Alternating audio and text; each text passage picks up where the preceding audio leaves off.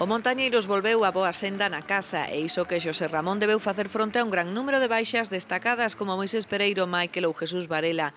Malia o resultado final, o partido tardou en poñérselles de cara porque o gol de Jorge Cano, magnífico disparo dende a frontal da área no minuto 25, deu unha vantaxe que apenas durou. Pouco despois, a absurda acción que precedeu o empate. Erra o porteiro local e o balón toca aos dous defensas para que Pablo López acabe marcando en propia porta.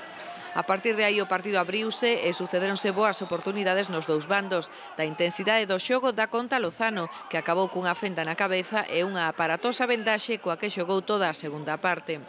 Un segundo tempo que xa foi de claro dominio local, e máis cando o Montañeiros pasou a dispoñer de superioridade numérica, cunha expulsión absurda. Cando ia ser sustituído, o xogador do vecindario Michel recibiu 2 cartóns seguidos. O coruñés, ex do Racing ou do Lugo, xa non lle deu relevo a ningún compañeiro. E pouco despois os locais volveríanse a adiantar no marcador, esta vez xa de xeito decisivo. Gran pase de Iago Iglesias e acción que finaliza Romai, co 2-1 no minuto 70.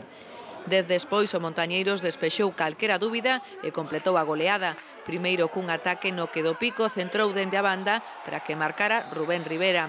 E xa no minuto 83 o 4-1 final asinou no Herbert. O equipo coruñés rachou así cunha serie de 3 derrotas seguidas.